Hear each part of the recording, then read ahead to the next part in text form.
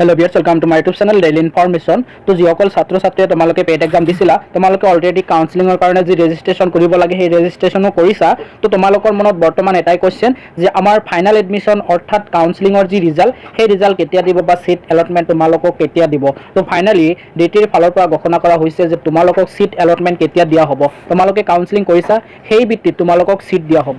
তো ক'ত সিট পাবা বা কেনেকৈ এডমিশন হবা কি কি ডকুমেন্টস লাগিব সেইখিনি কথা মই যদিও পূৰ্বতে কৈছিলোঁ তথাপিও ডিটিৰ ফালৰ পৰা ডিক্লেয়াৰ কৰি দিছে। তো তোমালোকে কি কি কৰিব লাগিব কোনটো ডেটত তোমালোকৰ ৰিজাল্ট দিব। মই বহুতক হয়তো কৈছিলোঁৱে যে 15 আগষ্টৰ পিছত তোমালোকে ৰিজাল্ট পাই যাবা এলটমেন্ট পাই যাবা। তো কেনেকৈ চেক কৰিবা মই দেখুৱাই দিছোঁ। ডিটিৰ যোনটো অফিচিয়েল ৱেবছাইট আছে তাতে ভিজিট কৰিলে নিশ্চয় তোমালোকে ভিজিট কৰিছা হয়তো কিছুমানে। ইয়াতে অহাৰ পিছত তোমালোকে য'ত গৈ লগ ইন কৰা ইয়াতে যোনটো চোৱা যে choice filling and documents uploading portal for the admission polytechnic admission 2022-23 ইয়াতে যেতিয়া তুমি লগ ইন কৰিব আহিবা তলত চাবা ইয়াতে নটিফিকেশ্যন আহি গৈছে। নটিফিকেশ্যনত কি উল্লেখ কৰিছে first allotment for polytechnic admission will be publish on ইয়াতে চোৱা 16 আগষ্টৰ কথা কৈছে। 6টাৰ পিছত 16 আগষ্ট 6টাৰ পিছত তোমালোকে চেক কৰিব পাৰিবা ক'ত এলটমেণ্ট পাইছা।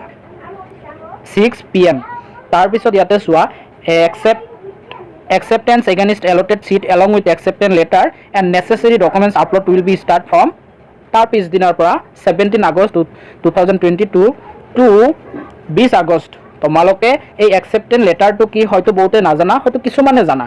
একসেপ্টেন্স লেটাৰটো হ'ল তুমি এতিয়া প্ৰিফাৰেন্স দিছা 20টা তাৰে তোমাৰ সেকেন্ড নম্বৰ প্ৰিফাৰেন্সত এলটমেন্ট আহি গ'ল। সেকেন্ড নম্বৰত তুমি সিট পাই গ'লা। এতিয়া সেইটো একসেপ্ট কৰিবা নে ৰিজেক্ট কৰিবা মানে তুমি 2 নম্বৰত পাইছা 1 নম্বৰত পালেহে যাবা বা এতিয়া ধৰা কোনোবাই 10 নম্বৰ 15 নম্বৰত যোনটো তোমাৰ প্ৰিফাৰেন্স দিয়া আছিলে সেইটোত সিট পাইছা তুমি সেইটো একসেপ্ট কৰিবা নে নাই। একসেপ্ট নকৰিলে পিছত তোমাৰ হয়তো 4-5 নম্বৰত সিট আহি যাব পাৰে কাৰণ বহুতৰ ৰিজেক্ট হ'ব বা আকৌ কাউন্সেলিংৰ ৰিজাল্ট আৰু কেইটামান হ'ব এলটমেন্ট তোমালোকক 4-5টা মান হৈ যাব পাৰে মই আগতে কৈছিলোৱে। কিন্তু তোমালোকে কিন্তু সেইখিনি কথা মই আগতীয়াকৈ ক্লিয়াৰ কৰি দিওঁ একসেপ্ট নকৰাকৈ নাথাকিবা। যোনটো তোমাৰ এলটমেন্ট আহিছে এতিয়া 6 নম্বৰ 7 নম্বৰ 8 নম্বৰ যিমান নম্বৰ প্ৰিফাৰেন্স নাছিল কিয় তোমাৰ এলটমেন্ট আহিছে সিট পাইছা তাতে তুমি একসেপ্ট কৰি দিবা। একসেপ্ট কৰাৰ পিছত আপগ্ৰেডেশনৰ অপচন আছে নিশ্চয় আপগ্ৰেডেশন হ'ব পাৰে।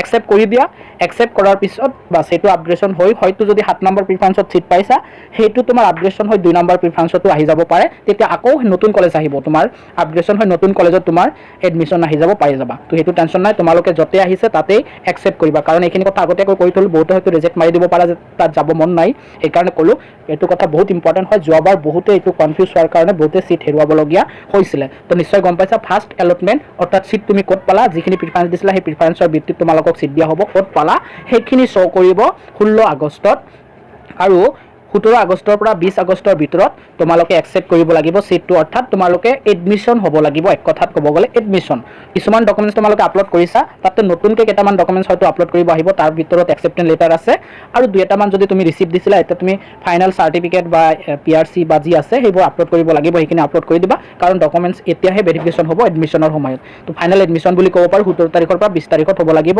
আৰু ফিজিকেল তোমালোকৰ ডকুমেন্টছ ভেৰিফিকেশ্যন হ'ব সেইখিনি অৰিজিনেল ডকুমেন্টছ লৈ যাব লাগিব আৰু যোনখিনি তুমি অনলাইন সাবমিট কৰিলা সেইখিনি জেৰক্স কপি জমা দিব লাগিব। তো সেইটো কৈছে physical admission along with documents original verification at the respective institute will be held from 17 August to 17 আগষ্টৰ পৰা অনলাইনতো তোমালোকে সেইখিনি আপলোড কৰিব লাগিব আৰু 23 আগষ্টলৈকে তোমালোকৰ অফলাইনতো ভেৰিফিকেশ্যন হ'ব।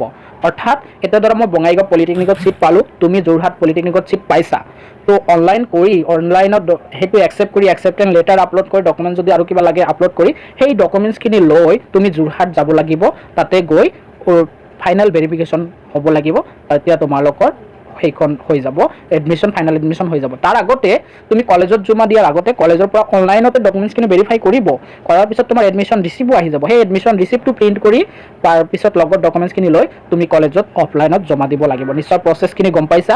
তাৰপিছত ষ্টেপ বাই ষ্টেপ দেখুৱাম যদিও মই ব্যস্ত তথাপিও তোমালোকক সেইখিনি দেখুৱাম যেতিয়া আহিব 17 তাৰিখত তেতিয়া তোমালোকক দেখুৱাম 16 তাৰিখত 17 তাৰিখত পৰা যেহেতু ষ্টাৰ্ট হ'ব ডকুমেন্টছ আপলোড কৰা একসেপ্ট কৰা সেই একসেপ্ট আৰু ৰিজেক্ট অৰ্থাৎ ইয়েছ আৰু নো সিটটো তুমি ইয়েছ কৰিবা ইয়েছ আৰু নো এই দুটা কিন্তু বহুত ইম্পৰ্টেণ্ট। মই যেনেকৈ আগত কৈছিলোঁ যে কাউন্সেলিংটো বহুত ইম্পৰ্টেণ্ট বৰ্তমান আকৌ যোনটো আহি আছে ৰিজাল্ট সেইটো একসেপ্ট একসেপ্টেন্স লেটাৰ দিব লাগিব বা একসেপ্ট কৰিব লাগিব তাতে ইয়েছ আৰু নো দুটা অপশ্যন থাকিব তাতে কিন্তু ইয়েছ আৰু নো বহুত ইম্পৰ্টেণ্ট হয় সেইবোৰলৈ মই পূৰ্বত ভিডিঅ' বনাইছিলোঁ হয়তো এইবাৰ সময় নহ'বও পাৰে তোমালোকে চাই ল'ব পাৰা কিয় সেইটো ইয়েছ কৰিব লাগে কিয় ন কৰিব লাগে কি কথাখিনি মই কিন্তু প্ৰথম অৱস্থাত কৈয়ে লৈছোঁ নিশ্চয় বুজি পাইছা ইয়াৰ মাজত আৰু যদি কিবা তোমালোকৰ জানিবলগীয়া থাকে নিশ্চয় কমেণ্ট কৰিবা এতিয়ালৈ ইমানে থেংক ইউ